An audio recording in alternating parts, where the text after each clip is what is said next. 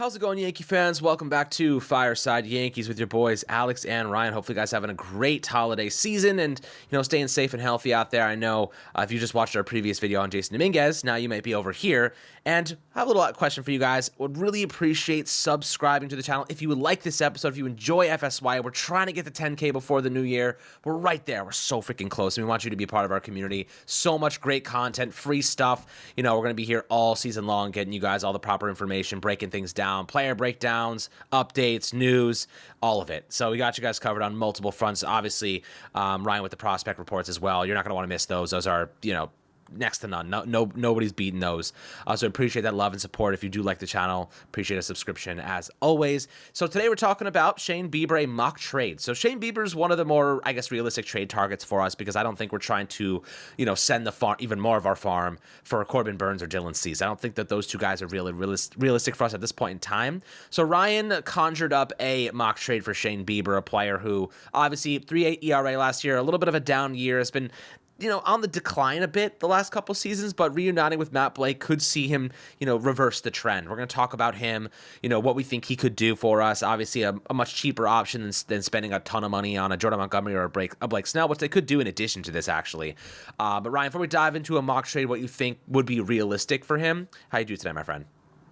I'm doing great. As you mentioned, look, we're trying to get to 10K, obviously, but guys, we're going to be pumping out as much content as we can for you guys. So, again, we really appreciate you guys tapped in and subscribed. But getting back to Shane Bieber here, look, the Yankees need starting pitching. They need starting pitching. There is...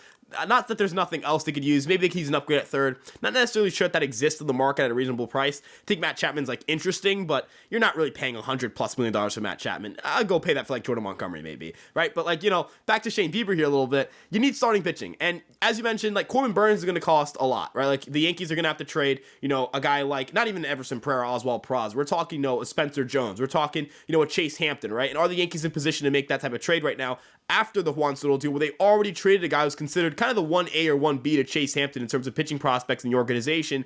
I'm just going to say the Yankees aren't going to, not they're not going to explore things, they're definitely going to monitor and do due diligence, but are they going to go out and, make that balls to the offer, balls to the wall offer for Corbin Burnes? Absolutely not. And then for Dylan Cease, I don't want to seem like a hater here. He's not an ace. I see 5 innings on average to start, not an ace. That's a good pitcher, not an ace, right? We need aces, right? Or if we're going to go out and pay ace prices, I want an ace, right? I'll pay an ace price for Corbin Burnes. That's not the question, whether he's, good for the Yankees or not. It's just that we don't know if the Yankees are going to be willing to pay that price. But looking at Shane Bieber here, we're talking about a pitcher who, he had a down year in 2023, right? He was a 3.8 ERA guy. We're more accustomed to seeing a low 3, sub 3 ERA. The strikeouts came down a little bit. The breaking ball usage went down. He also had some right elbow inflammation, and I haven't really been able to get a clear answer as to why he threw fewer breaking balls. So I'm going to just throw it out there. Maybe the elbow inflammation had something to do with it. Who knows, right? Maybe his comfort with throwing his breaking balls just wasn't there. But, one thing I will say is that his curveball usage did increase down the stretch, and that resulted in more strikeouts. ERA did go up, but, it's not like the quality of contact got worse. It was just a matter of maybe some dumb luck, whatever it may be.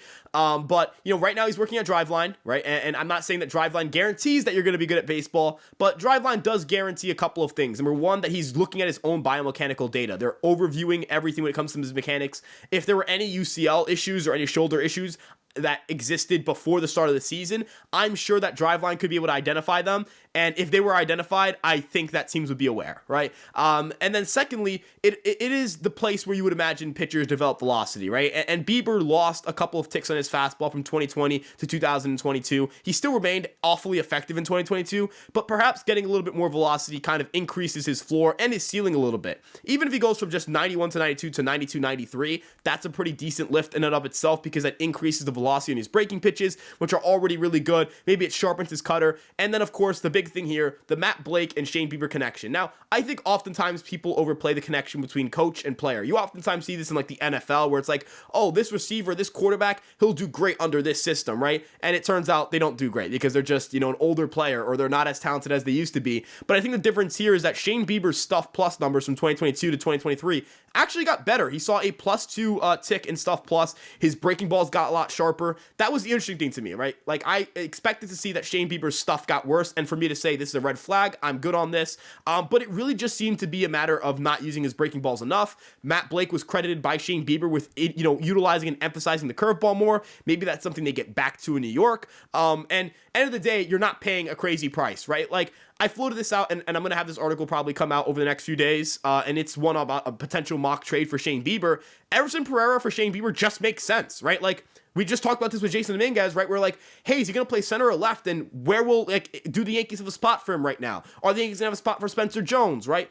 Trent Grisham's actually here for 2 years, not just one. So that's another question here. How many plate appearances is Everson Pereira going to get for the New York Yankees in 2024? Because if it's 50, that's not going to cut it. We just saw what happened to Oswald Peraza. His value's never been lower, right? And I hate to use, just view players as value, right? But right now we're viewing Everson Pereira as a trade chip. And if we're looking at him as a trade chip, it's not like he's going to boost his stock on the Yankees. It's not like he's going to get, an opportunity to win left field for the Yankees. The outfield's set. The fourth outfield spot is set. That belongs to Trent Grisham. Oswaldo Cabrera can play the corner outfield as well. He'll likely stay on the roster, at least opening the season, more likely than Everson Pereira will, barring an injury. So, looking for Everson Pereira, looking for the Yankees, Everson Pereira's value might just decrease after this year. If you trade him now and you get Shane Bieber, and you get a good year from Shane Bieber, it doesn't really matter how good Everson Pereira becomes with the Cleveland Guardians, because you're saying basically, hey, between Jones, Dominguez, and Pereira, we believe that Pereira is the most expendable. We believe that Jones and Dominguez are our two best outfielders, and we're fine with whatever Pereira comes elsewhere because we think these two players will be better.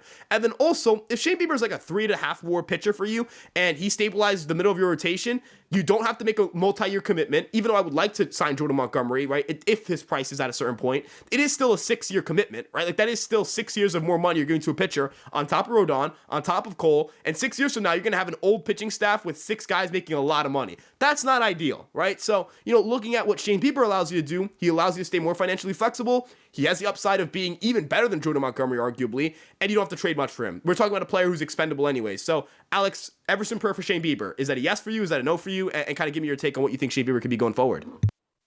That's an easy yes for me. I mean, for obvious reasons. Shane Bieber, we could use him. He's 28 years old. This guy could bounce back and be decent next year.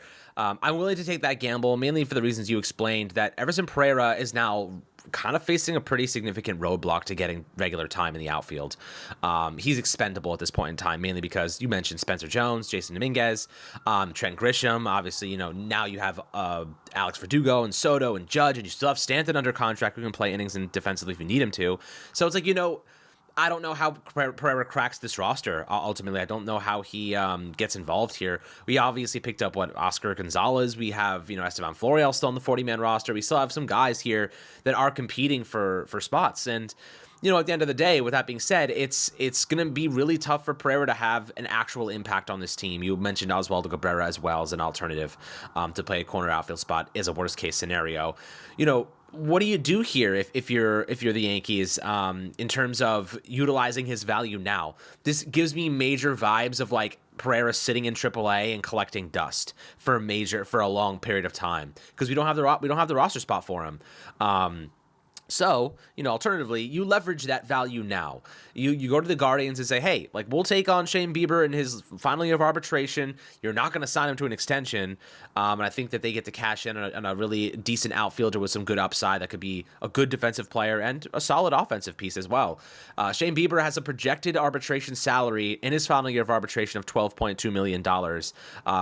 So this is via Spot Rack. So, that's not a bad price. If the Yankees want to go out and sign, let's say, for example, they went with 2 starters and a bullpen piece. You go get Shane Bieber at $12.2 million. You bring back Montas. I know a lot of people are freaking out about Montas. Guys, we're not getting Montas to be a peak, like a really great piece in this rotation. We're getting him as depth. We're getting him as he's a 5'6" guy, and maybe he ends up being much better than that. He bounces back. That's what you're hoping for. He's just another arm. He's not the bulk of this equation. He's an addition to it. So, you end up having Cole, Rodon hopefully bounces back. Nestor Cortez, Clark Schmidt, Shane Bieber, and Montas. I think that's a fine rotation to work with until the trade deadline. Then you can, maybe think about acquiring somebody else if your team looks really good and you feel really good about your chances. Obviously, you could go in the direction of, signing Jordan Montgomery and trading for Shane Bieber and then ignoring Montas. Take that $10 million, $12 million and apply it towards Montgomery's contract. Like, that's the alternative method that the Yankees certainly could do. That's something that we'll be obviously monitoring over the next couple of weeks. Alternatively, you could do like a 3-for-1 thing. You could do Shane Bieber, you could do Montas, and like a Jordan Hicks to bolster the bullpen. Now you have a supercharged bullpen. You bring in a couple of good starting pitchers who can help with upside. As you mentioned, his connection with Matt Blake certainly stands out. So, Shane Bieber is obviously not Corbin Burns. He's not Dylan Cease. But he's a former Cy Young Award-winning arm that pitched 200 innings no more than 1 year ago. So, you look at him in context, a 3.8 ERA doesn't look great. But guys, like, keep in mind what we had last year. We had Luis Severino with like a 6 ERA. We had Rodon with a 6 ERA. We had Nestor Cortez who barely played. This guy pitched 128 innings at a 3.8 ERA. I'll take it. You know what I mean? I'll take that. Think about it in context of what we've had. If he ends up with a 3.5 ERA and pitches 150 innings, I'm over the moon with that because he's going to cost you next to nothing. Guys, he's going to cost, look, realistic, he's going to cost you Everson Pereira and the contract you'd be giving to Frankie Montas, right? About $12 million. So he's really just costing you Everson Pereira. Now, we don't know if the Guardians will do this. Obviously this is just a mock trade for a reason. But they're not going to extend him. They're kind of not very good. And Shane Bieber, obviously coming off a downward trending year, they should maximize his value now while they still have some. Because obviously, if they trade him at the deadline, they're going to get far less. So, I think it makes sense for both sides. I like the idea of getting Shane Bieber. I think that the upside is there. I think you take a gamble on a player at that price point. And Pereira is blocked, man. Jason Dominguez, Spencer Jones, when they get up to the majors, there's no C in the field for Everson Pereira. He's going to be a depth piece, and you have Grisham now. And the hope is you extend Soto long-term, and you have Judge long-term. You still have Stanton there until 2028. Pereira's never going to sniff the field. You leverage that value now while he's 22 years old, full. He has all of his service time for the most part, and has multiple minor league options. The guy couldn't have more value if you tried right now. So I feel like, yes, he struggled a bit at the MLB level, but getting him that experience is essential. I think you have to maximize on it right now, capitalize on that. I think it's really just a good move. So I do agree with that mock trade. Now, what would your preference be in terms of if you go get Shane Bieber? Are you thinking like that kind of rules them out of the Montgomery situation, or do you think that it kind of puts them more towards the Montas? But like Shane Bieber and a Montgomery combination, I think I'd be more than fine with that for the starting rotation. Two proven commodities. Of course, Yamamoto is unproven in the MLB right now. I think he'll be fantastic, as you do as well. But Shane Bieber and Montgomery, those are moves you make towards winning a championship next year, in my opinion. What are your thoughts about that? Look, if you end up with Shane Bieber and Jordan Montgomery as your offseason, your rotation's good, right? Like you have Cole, Rodon, you go Montgomery, Bieber, Cortez. That's really good. Now, there is some risk there, right? But your risk is surrounded by stability, right? And this is kind of the appeal for Jordan Montgomery, right? You're surrounding risk with stability. Your stable guys are Cole and Montgomery. Your risks are like Rodon and Cortez, and Bieber's kind of like coin toss. I don't know if you'd necessarily call him a massive risk the way that, you'd call Cortez or Rodon a risk because they have much more extensive injury histories, or in Cortez's case, he's just a little less proven, right? Like, look, Shane Bieber, I get it, coming off a not a great year, but we're talking about a pitcher who from 2019 to 2022 was like the third best starting pitcher in baseball, right? Like, he was really damn good. In Jordan Montgomery's case, this guy's coming off of a season where he's a 4-WAR player, was a, World Series, big part of a World Series run, tossed the second most innings in baseball. He's a stable, like, Montgomery's never going to be much better than what he was last year. I don't know if he even repeats last year, but he'll never be much worse than like a 3-starter, right? He's always just going to be solid, right? And if you get like an 88 ERA minus, you get good run prevention, a lot of innings, and you put that with Garrett Cole, who's going to give you great run prevention and a ton of innings. You just kind of hope whatever you get from Rodon and Cortez is good enough, right? And I feel like at least one of those two guys are going to bounce back. I feel very confident in saying that their stuff is still good, that they have the upside, everything's still there. It's just a matter of staying healthy. And then in Bieber's case, if he somehow unlocks what he was in 2022, which it's not unlocks, if he's just not hurt, right? Like it's kind of like if he just doesn't, throw more fastballs than he should, which I still have no idea why he did that. But if he just makes better pitch sequencing, right? Well, that's not necessarily a talent thing. That's just hey, can you just call more breaking balls if you're Jose Trevino, right? That type of pitcher is going to be again, that's like an ace on a lot of staffs. Like, that guy shut us down in the postseason, right? Like, I know that he got bombed in 2020, and I'm not gonna lie, like, as somebody who is a stout Garrett Cole defender, I definitely took pleasure in seeing Shane Bieber get smoked in that playoff game. But he is a really good pitcher. Like, I still believe he is a quality arm in this league, and if they all just kind of ran back what they were last year, even if Rodon and Cortez are busts or duds, and you get this outcomes what you got from Montgomery last year and what the Guardians got from Bieber last year, that's still a great 1-2-3. So you just need somewhat of stability. Now, more realistic, I think it's going to be if they trade for Bieber, they'll go out and get Montas, and even then, that kind of does the job. And so does getting Montgomery here. Like, if you get 2 starters, this is just the outcome of getting 2 starters. Schmidt goes to your bullpen. He's your 6th starter. He aids your bullpen. He makes your bullpen a lot better. He makes them a lot deeper. He makes your rotation a lot deeper. You have Will Warren there. Will Warren has excellent stuff, can be a starter or a reliever for you. Kind of depends on what the Yankees need, right? It just gives the Yankees like more options. It gives them more depth, right?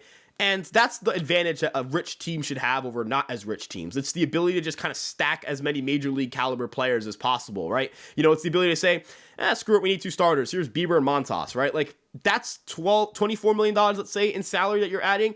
I don't think the Rays could do that, right? Like, the Rays probably can't do that.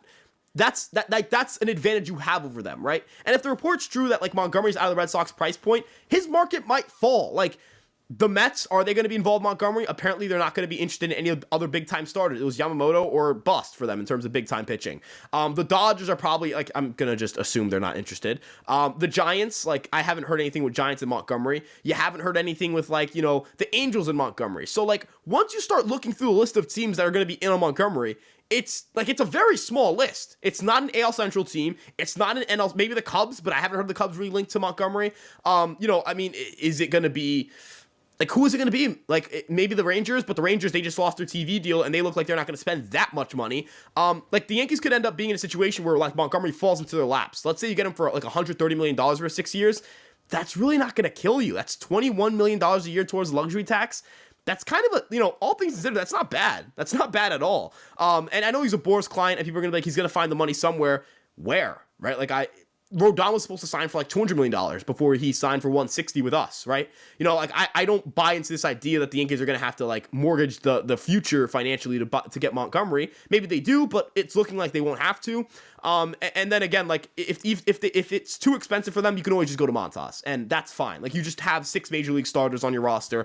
You just hope that 4 of them pan out or 3 of them pan out, and then you replenish the rest of them with maybe a Chase Hampton midseason or Will Warren midseason. You make a trade acquisition or whatever it may be. I do actually like the idea of signing another reliever, but I will throw this out there. If the Yankees don't want to spend a ton on a reliever, I would bring back Keenan Middleton. I liked a lot of what I saw from him last year. Really good fastball, really good slider, really good changeup. This is not as analytical of a take here, but he also he showed a lot of emotion on the mound, and I messed with that. And he when he was talking about his time with the White Sox and like how excited he was to join the Yankees. Look, whenever I hear a player rave about how great the New York Yankees are as an organization, I'm going to be a little biased, right? Like, he seems like a sick dude. He seems like a cool guy. Like, I'd bring him back. Also, his stuff is good, and of course, he's not going to cost much. If you bring him back for like 2 years or 1 year, $5 million, that's a cheap deal. You slide him into that bullpen. Alex, that bullpen very quickly goes from pretty good to like, how many bullpens are better than this bullpen? You're also getting Efros back. You might add Warren there. You have Holmes, Loaiza, Canley. You have everything you have. Gonzalez is there. You have all the arms you need. You just need kind of, I'm not saying I wouldn't go out and get Jordan Hicks. I just don't think they need to, right? Now, if they do, I'm not going to be upset at it, but I think you might go to cheaper out there. So overall, like, to kind of summarize my point, if you go to Bieber, you can still go to Montgomery, but I would imagine they go to Montas. And then if they go to the bullpen, they can go more expensive, like Hicks, Stevenson, definitely not Hader. I don't think that's happening. Or they can go cheaper. They might go with a Kenyon Middleton or maybe find a guy on the market. Or maybe they find another swingman, like Sean Manaea could be another swingman for them. Who knows? I don't know. But they certainly can get creative here, and they certainly can get a lot better, even though they missed on Yamamoto, which still sucks. Yeah, I mean, look, we'll see what happens in terms of adding more arms. I think Shane Bieber makes a lot of sense. He's going to be cheaper. Look, truth is, if it doesn't pan out, Ryan, and we lose Everson Pereira, I don't think we're going to bat an eye, mainly because Everson Pereira is has a really, is going to have a hard time getting on this team and cracking this roster and making an impact. We're giving somebody up that really is just probably going to end up traded in a different package anyway. And we're taking a gamble on a pitcher who won a Cy Young Award 3 years ago, a guy who pitched 200 innings, was 1 year removed from that. I'm willing to take that gamble on a player of that magnitude. Of course, there are concerns. I'm not going to sit here and tell you there aren't concerns with Shane Bieber, because there absolutely are with the injuries and whatnot. But we need pitching, and I just... it's Montgomery or nothing in the free agent market. We're not going after Blake Snell. You're going to have to overpay for Montgomery. And we disrespected the crap out of him when we traded him in the first place. So they may be asking for a little bit more for the tax of that. Who knows? So I certainly am interested to see how the Yankees go about this. But one thing is for sure, we're going to be adding pitching. It could be someone we don't even think about because we've seen them do some surprising things in the past. But Bieber definitely aligns with kind of what they like and certainly aligns with Matt Blake and the success they've had in the past together. So always happy to hear your thoughts below in the YouTube comment section, my friends. Make sure to like and subscribe. Appreciate you guys very much. Have a great holiday season. And we'll catch you guys on the next Fireside Yankees episode.